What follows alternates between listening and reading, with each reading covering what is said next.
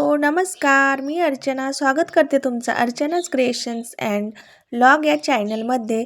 तर सगळ्यांना सगळ्यात अगोदर श्री स्वामी समर्थ, तुम्हाला आजचा दिवस खूप छान सुंदर जावो हीच आई जगदंबे आणि स्वामींच्या चरणी प्रार्थना। तर व्हिडिओला सुरुवात करू, स्किप न करता पूर्ण बघा। आवडलं तर नक्की लाईक कमेंट शेअर करा, चॅनलवर नवीन असाल तर सबस्क्राईब करा। चला तर मग व्हिडिओला सुरुवात करू। नेहमीप्रमाणे व्हिडिओला सुरुवात झालेली आहे आणि आज आहे ना मी किचनच्या कामातून म्हणजे डायरेक्टली तुम्हाला शिलाईचं काम करताना व्हिडिओला सुरुवात केलेली आहे। तर सगळी कामं आवरली बऱ्यापैकी। आज आता आषाढी एकादशीचा व्लॉग आहे हे, आणि सगळ्यांना आषाढी एकादशीच्या शुभेच्छा। कारण अगोदर पण मी दिल्या होत्या शॉर्ट व्हिडिओद्वारे, तर कोणी बघितला असेल तर कोणी नसेल तर परत एकदा शुभेच्छा सगळ्यांना। तर आता एकादशी वगैरे झालेली आहे आणि ना व्हिडिओ एडिटिंग करायचं राहिलं होतं माझं, त्यामुळे ना व्हिडिओ आज तुमच्यापर्यंत लेट येतोय आणि शिलाई काम चालू आहे माझं। तर अर्जंट ब्लाऊज द्यायचे होते हे, तर त्यामुळे म्हटलं चला कंप्लीट करू। 2-3 दिवस झाले तब्येत पण जराशी बरी नव्हती, त्यामुळे ना थोडंसं लेटच झालं बरं का हे ब्लाऊज कंप्लीट करायला। 2 मी कंप्लीट केलेले आहेत आणि एकच राहिला होता, ते जरासं लेट झालेलं आहे। तर चला म्हटलं आज आता करून घ्यावं।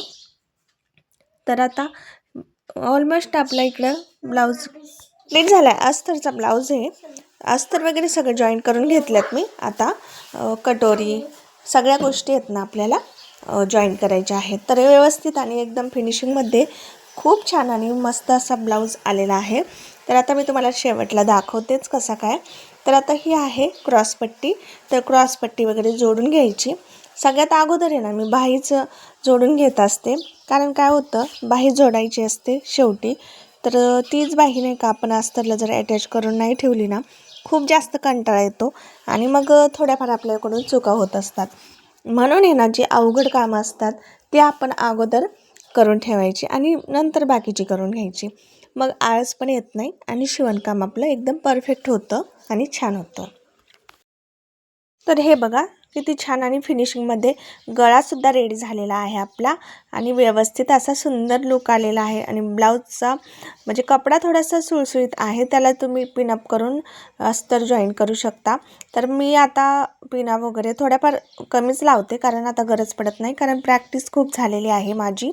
आणि जेव्हा आपण भरपूर प्रॅक्टिस करतोय ना तेव्हा आपल्याकडून येण्या चुका खूप कमी होत जात असतात। तर आता बघू शकता तुम्ही माझा हा कटोरीचा ब्लाऊज आहे आणि शिवलाईसुद्धा। तर मी दोन्ही भाग आहे ना माझे एकदम करेक्ट आणि परफेक्ट झालेले आहेत, कमी जास्त कुठेच झालेला नाही आहे।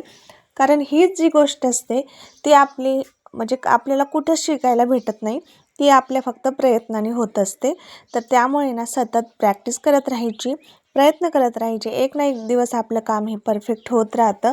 आणि हे जे आहे त्या गोष्टी मला रिअलाईज कधी झाल्या, जेव्हा आहे ना मला सुरुवातीला म्हणजे चुका होत होत्या खूप ब्लाऊजमध्ये आणि आपली प्रॅक्टिस पण नव्हती, कारण नवीन आपण शिकतो त्यावेळी आपल्याला कस्टमरसुद्धा नसतात आणि करून आपले ब्लाऊज आपण किती शिवणार ना, आणि प्रॅक्टिस पण होत नाही। जेव्हा खरे आपल्याला इतरांचे ब्लाऊज शिवायला भेटतात तेव्हा खरं आपली प्रॅक्टिस होत असते आणि एवढी छान मग फिनिशिंग येत राहते। प्रत्येक ब्लाऊज आहे ना आपला जसं आपण शिवत जाऊ तसं आहे ना पहिल्यापेक्षा दुसरा छानच होत जातो। आणि हे मी या कामातून मला अगदीच कळलेलं आहे, जेवढी आपण प्रॅक्टिस करू तेवढं छान काम आपलं होत असतं।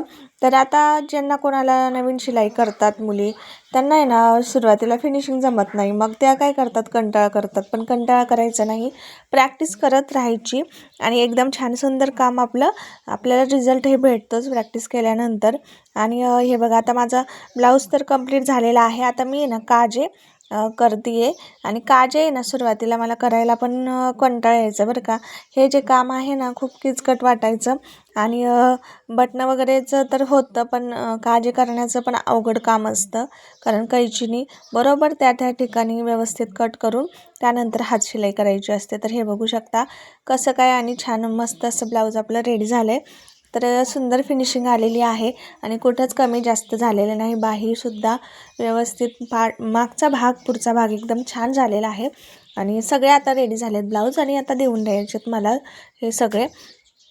तर सुंदर अशी फिनिशिंगमध्ये माझे ब्लाऊज रेडी झालेत. तर त्याचा आहे ना मला आनंद खूप जास्त असतो, कारण आहे ना जेव्हा कस्टमर खुश होऊन आपल्याला फीडबॅक देत असतात आणि छान बसले असं म्हणतात हसून, तेव्हा आहे ना खरंच खूप जास्त आनंद होतो. तर आता मस्त सगळेच आता रेडी झाले तिथं आणि छान अशी मी घडी करून ठेवणार आहे, ज्या त्या म्हणजे ज्याचे त्याचे आहेत ते ब्लाऊज. तर एकाच व्यक्तीचे आहेत तरी बी हे. तर म्हटलं चला व्यवस्थित असे बटणं वगैरे लावून मस्त अशी ठेवू. हे आहे मापाला दिलेले ब्लाऊज. तर अगोदर मी त्यांचे 2 ब्लाऊज दिलेले आहेत आणि हे राहिलेले नंतर. तर व्यवस्थित असे घड्या वगैरे करून ठेवते आणि साड्या पण रेडी झालेल्या आहेत. तर त्या ठिकाणी आता सगळं नेऊन ठेवणार आहे आणि बाकीचा पसारा आता मला आवरायचं. तर आता मशीनचं काम जर झालं शिलाईचं वगैरे, तर त्याच्यानंतर आहे ना आवरायचं खूप जास्त म्हणजे कंटाळा येतो बरं का. कारण थोडंफार आपण दिवसभर किंवा 2-3 तास मशीनवर बसलेला असतो आणि खूप जास्त पसारा होतो आणि ते पण लगेचच हात सरसं आवरून घ्यावं लागतं.